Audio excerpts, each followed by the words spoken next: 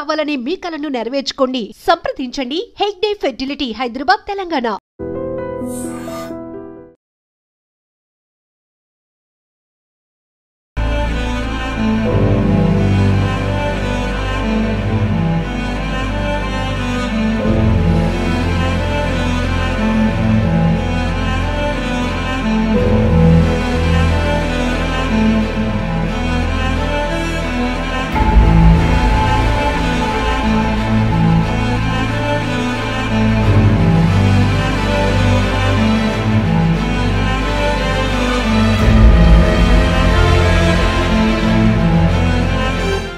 వలసలు తెలంగాణలో అంటేనే వలసల పోయే జిల్లాలు అంటూ కూడా కొన్ని జిల్లాలకు ఆ పేరుంది. ఎస్పెషల్లీ కరీంనగర్ అనుకోండి, నిజామాబాద్ అనుకోండి.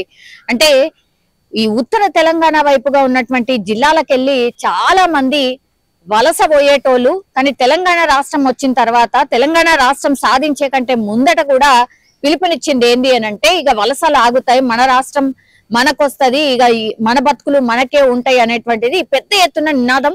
అట్లనే మన కోసం మనం ఇప్పుడు పోరాటం చేయకపోతే, ఇక తెలంగాణ రాకపోతే మన బతుకులు ఇంటనే ఉంటాయి అనుకొని కూడా చాలా మంది అంతే ఇదిగా పార్టిసిపేట్ అయితే చేసిండ్రు. కానీ వలసలు ఎక్కడన్నా ఆగినాయి అంటే తగ్గినాయేమో గాని వలసలు మాత్రం ఆగలేదు. అట్లాగే ఈ ఏజెంట్లు ఎవరైతే ఉంటారో, అంటే మీకు అక్కడ జీతం ఇప్పిస్తాం, ఇక్కడ జీతం ఇప్పిస్తాం, ఇంతలా ఇక మీ లైఫే మారిపోతుంది, మీ బతుకులే మారిపోతాయి, ఒక్కసారి ఒక 2 సంవత్సరాలు వేసి వచ్చిండ్రంటే ఇక్కడ మీరు చేసిన అప్పంతా తీరిపోయి ఇంకా కూడా మీరు పంపించగలుగుతారు. ఇట్లా ఆశలు చూపి చాలా మందిని ఇంకా కూడా మోసం చేసే ఏజెంట్లు అట్లనే ఉన్నారు, మోసపోయే లాంటి ప్రజలు కూడా అట్లనే ఉన్నారు. ఎందుకంటే ఈ ఇన్సిడెంట్ కూడా అట్లాంటిదే. సిద్దిపేట జిల్లా హుస్నాబాద్ కి సంబంధించిన నియోజకవర్గంలో ఇట్లాంటిదే ఒక ఘటన అయితే జరిగింది.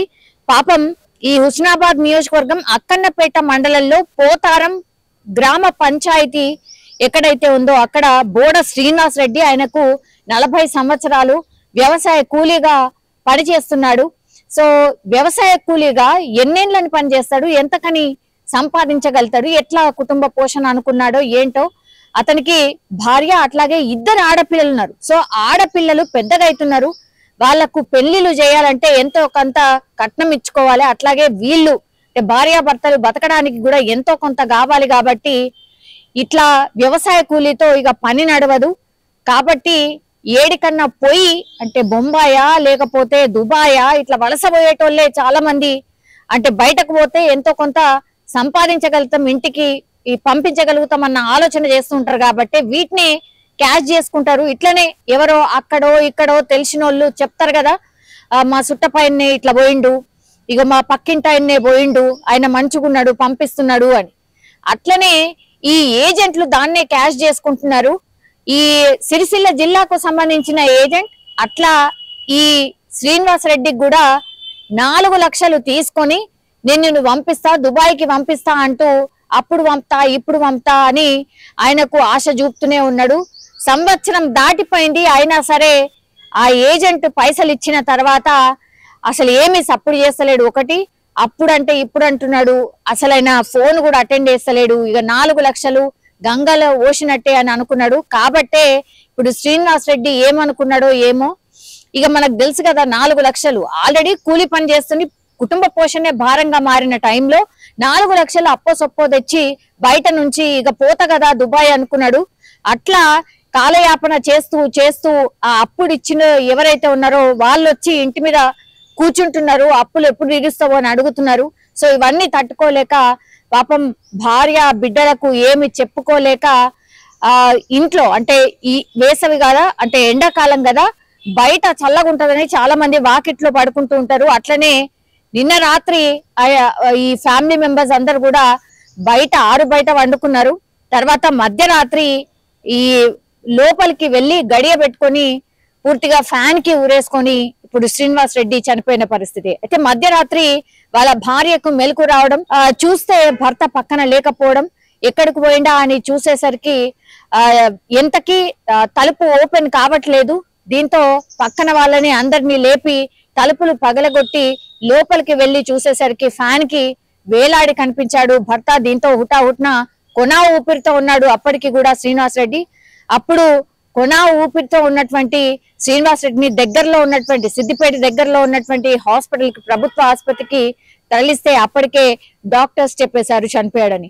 సో ఇట్లా ఎన్నో జీవితాలు, ఎంతో మంది ఏజెంట్ల చేతుల్లో మోసపోయి ఇట్లా చనిపోతున్న వాళ్ళు కొందరైతే దుబాయ్కో ఇంకెక్కడికో పోయిన తర్వాత అసలు జాబ్ ఉండదు, ఏముండదు. ఇక్కడ మాత్రం ఆ ఏజెంట్లు పైసలు దండుకుంటారు. దుబాయ్కి వెళ్ళిన తర్వాత వాళ్ళని గాలికి వదిలేస్తారు కొంతమంది. లేదంటే అక్కడ పోయిన తర్వాత వీళ్ళకి చెప్పే పని ఒకటి ఉంటది, అక్కడ చేసే పని ఇంకోటి ఉంటది. వీళ్ళు చెప్పిన శాలరీ ఒకటి ఉంటది, అక్కడ పోయిన తర్వాత వాళ్ళు ఇచ్చే శాలరీ ఒకటి ఉంటది. ఇట్లా ఎన్నో ఎన్నో ఎన్నో. సో ఈ వలస పోవడం ఆగట్లేదు. ఇబ్బందులు పడైనా సరే ఎంతో కొంత ఇక్కడికంటే అక్కడనన్నా కొంచెమన్నా వస్తుంది. ఎంత కష్టమైనా కష్టపడదామని పోయే వాళ్ళ సంఖ్యనే ఇట్లా చనిపోయిన వాళ్ళని చూసినా కూడా ఇంకా కూడా ఉంటుంది తెలంగాణలో.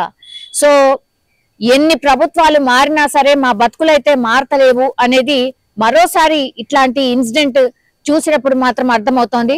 అట్లాగే ఆయన సూసైడ్ నోట్ లో కూడా రాయడం జరిగింది, పూర్తిగా మా పిల్లల్ని అట్లాగే మా వాళ్ళని మంచిగా చూసుకోండి, పిల్లల్ని మంచిగా చూసుకో అని భార్యకు లెటర్ రాసి పెట్టిన సందర్భం.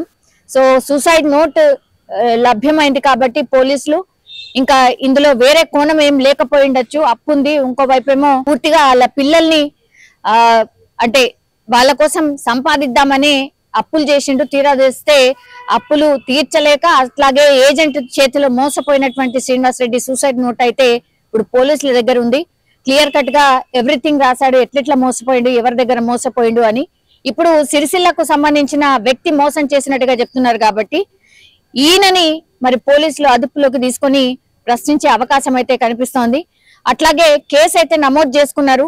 ఇంకా ఇందులో అంటే ఈ ఏజెంట్ మోసంలో భాగంగా ఇంకా ఎంతమంది ఉన్నారు ఇట్లా అనేది కూడా పోలీసులు వాళ్ళ మీద కూడా దృష్టి పెట్టడం అయితే జరిగింది. ఒకటే చెప్తున్నారు పోలీసులైనా సరే, ఇట్లాంటి ఏజెంట్లు చాలా మంది ఉన్నారు, మోసపోకండి అనేటువంటిది ఒకటి చెప్తున్నారు. అట్లాగే ఇప్పుడు ఈ శ్రీనివాస్ రెడ్డి కుటుంబాన్ని ప్రభుత్వం ఎంతో కొంత ఆదుకోవాలని మాత్రం గ్రామస్తులు కోరుతున్న సిచ్యువేషన్ అయితే కనిపిస్తోంది. ఇంకా కూడా వలసలు అయితే ఆగట్లేదు, అట్లాగే ఏజెంట్ల మోసాలు కూడా ఆగని పరిస్థితి.